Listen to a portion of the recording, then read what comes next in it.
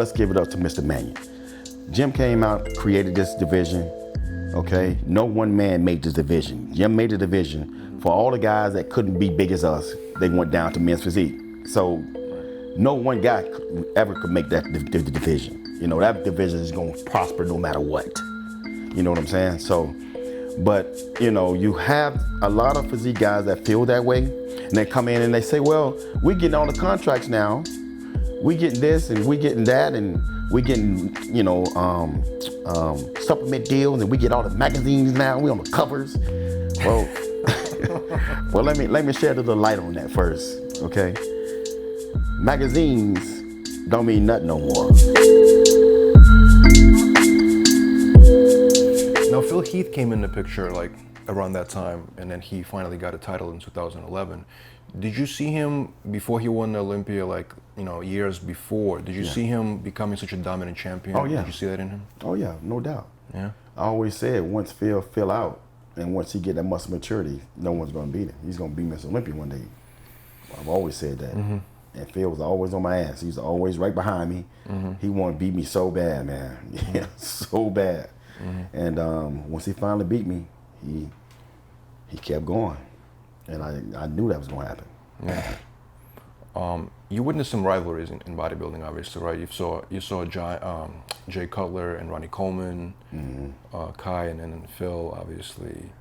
In your opinion, what was the most exciting, you know, like battle that you witnessed in bodybuilding? The most exciting out of two, like the rivalry. two guys? Oh, you can compare the two. I'm not going to even say those two. Not even to me, the number one. I would have to say King Kamali and Craig Titus. Them two. That was the ultimate. Oh wow. Them two hated each other, bro. They almost fought. They almost fought on stage. Scream at each other on stage. It was crazy. Wow. That's crazy. Yes. I heard about that, right? You heard something about that. Yeah, that was my favorite rivalry. Oh man. You know, Jay and Ronnie was awesome. Phil and Kai, that was, but nothing could touch those two. Mm-hmm.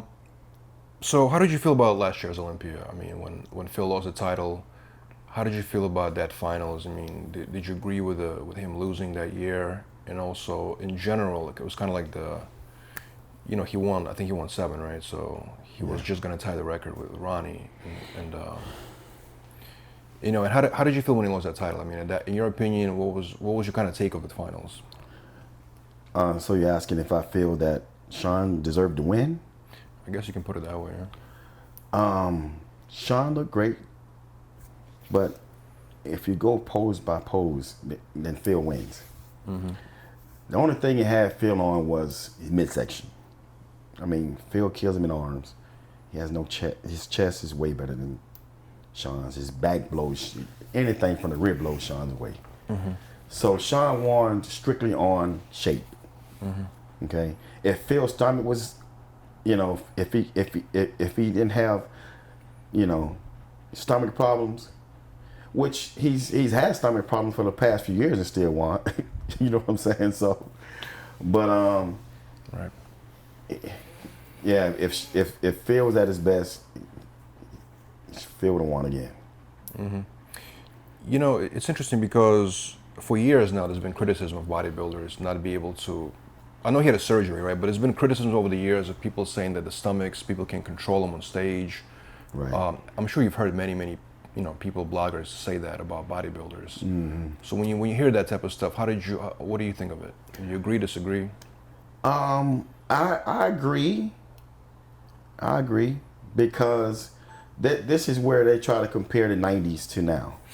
Mm-hmm. You know, that's the main thing they talk about when they want to compare. Mm-hmm.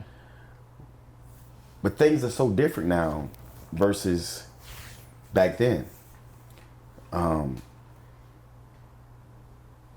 lot of people have, I mean, look at Rolly, for instance. Excuse me. Look at Rolly, for instance. Mm-hmm. You know, Rolly's stomach used to be, I mean, like he's 2 months pregnant. 8 months pregnant. Wow. No, I love Rolly to death. That's my boy. But in some shots, they used to clown Rolly a lot. He looked really, really bad, bro. Look at him now. No more stomach. You know why? Because he's not eating as much food as he used to eat. So the food caused that? The food caused that. You know, it ain't the drugs, all the shit people think they know what they're talking about. If I was to drop 10 pounds, if I would have dropped 10 pounds from my normal weight, I wouldn't have a stomach. It'd be gone. You know what I'm saying? So it's all the food, the amount of food that we have to consume just to keep up with the size of these guys these days. Back then, I was doing 3-4 meals a day. Yeah, I didn't have to eat that much. I have to eat 6-7 meals just to put on the size and stay big next to these guys. And that's challenging. A lot of people might not understand That's that. challenging like crazy. Yes, it's very hard to do. That's a lot of freaking food we got to eat. It's like force feeding almost. It's force feeding, yeah. And why do they let it get this far? Who knows? But, you know, I thought when I won, it was going to start going back down.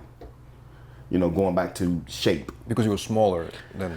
I was smaller. I was, you know, had shape. You know, I wasn't a mass monster. So I thought maybe, and everybody thought, times have changed now. Now we're going back to more symmetrical look. But that didn't happen. Came back right back with Jay, and then we went right back to being the big guys again. You know what I'm got saying? bigger actually. Got bigger. Yeah. You know what I'm saying? So, but don't get it twisted. If all of us guys cut our food in half, nobody have no stomachs like that. Interesting. So do you think the bodybuilder that competes on Olympias or any pro bodybuilding stage should basically, what's the answer to that? Just basically, it should be just basically more aesthetic physiques should be rewarded as opposed to mass monster physiques? I think bodybuilding should be about symmetrical look.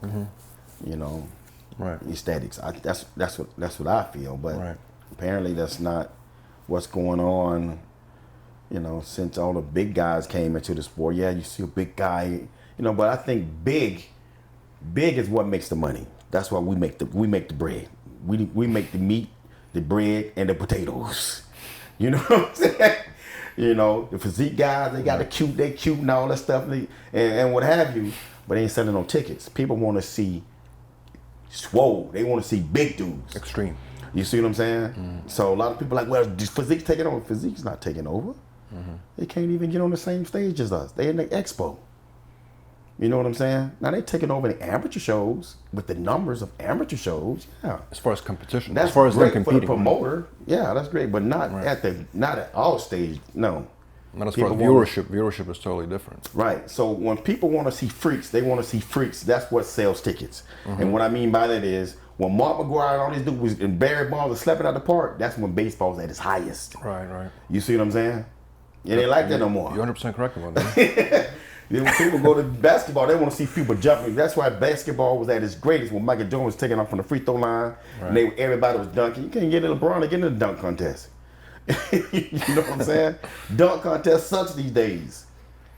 Well, recently a lot of men physique competitors, not a lot, some were very, they were very adamant about complaining and saying they should deserve the same respect as Men's Open. You know what I'm talking about. Jeremy was basically saying some stuff on social media that they also work very hard.